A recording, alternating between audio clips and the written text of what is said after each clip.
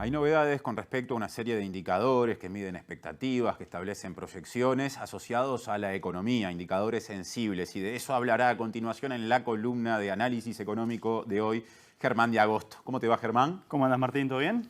Por lo que estuvimos conversando en la tarde, digamos, cuando estabas preparando lo que vas a presentar, hay por lo menos 3 indicadores para compartir.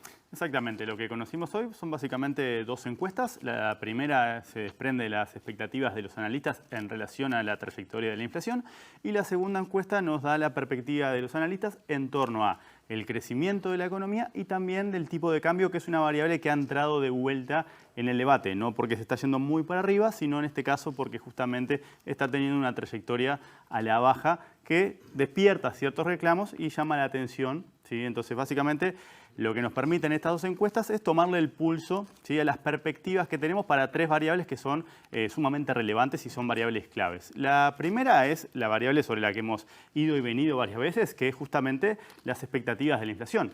Lo que está en la placa y básicamente lo que se desprende de estas encuestas es la condensación de la visión de más o menos 25 analistas. Es lo que tenemos condensado en esta placa y lo que primero que vemos es que, como era esperable, las perspectivas de inflación se corrigen al alza.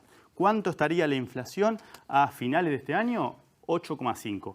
¿Qué era lo que decían los analistas un mes atrás, cuando teníamos la encuesta anterior? Que iba a estar en el entorno de 7,9, o sea que es una revisión importante al alza del entorno de 6 décimas, que justamente es esperable. De vuelta, esto supone que habría una moderación en los próximos meses porque partimos de un dato que está en el entorno de 9,4%. Ese es el último dato que conocemos, que es el dato que corresponde a marzo. Eso más o menos se esperaba, lo de la moderación, grosso modo, en el segundo semestre del año. Exacto, y que continuaría justamente a partir del año próximo con una inflación que cerraría al entorno de 7%. O sea que para el año que viene se espera entonces un nivel todavía más bajo. Exacto, que se continúe moderando. ¿Sí? O sea que esto en relación a la inflación. La segunda variable que tenemos para ver prospectivamente es justamente el tipo de cambio, que es lo que estamos viendo en la segunda placa. Si nosotros vemos la trayectoria del dólar en nuestro país, lo que tenemos es una caída del entorno de 8,5% en lo que va del año. Eso es una caída que es un poco mayor en relación a un conjunto de monedas regionales, pero es un poco menor a la que se observa, por ejemplo, en el caso de Brasil, donde la caída del tipo de cambio asciende al entorno del 12%. ¿Sí?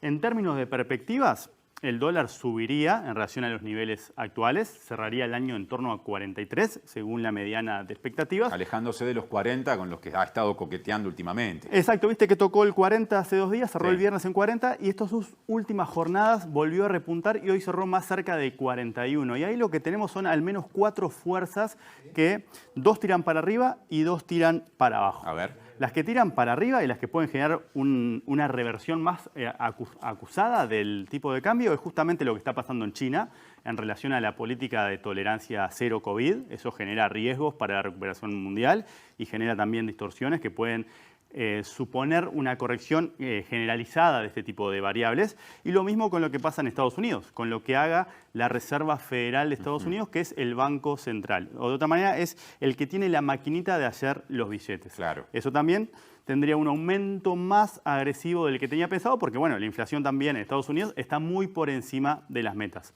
Para abajo, ¿qué factores podrían tirarlo? Sí. Lo que estamos viendo, el precio de las materias primas, que supone un importante ingreso de divisas al país. Eso supone que hay muchos dólares y como todo bien, su precio cae cuando hay mucha oferta. Y lo mismo pasa si lo pensamos desde el punto de vista financiero. La tasa de interés en Uruguay es relativamente atractiva y puede también atraer fondos que justamente tiren para abajo el tipo de cambio. O sea que entre esas 4 fuerzas es que tenemos este escenario donde, si bien el tipo de cambio subiría en torno a los niveles que tenemos hoy, cerraría por debajo de lo que estaba previsto hace un mes atrás. Nos queda un tercer indicador. Nos queda un tercer indicador que es uno de los más relevantes y que nos permite también ayudar a entender en qué contexto económico se inscriben tanto las medidas promovidas y anunciadas como también los reclamos de medidas adicionales y es justamente cuáles son las perspectivas de crecimiento. Ahí lo que vemos es que después de la fuerte caída que tuvimos en el primer año de la pandemia, del entorno de 6%, tuvimos ese efecto rebote, que es la última barrita gris que observamos. ¿Sí? O sea que ahí estamos justamente recogiendo ese efecto de comparación con una base muy mala. Pero cuando pensamos en el 2022 y en el 2023, las revisiones de las perspectivas fueron al alza.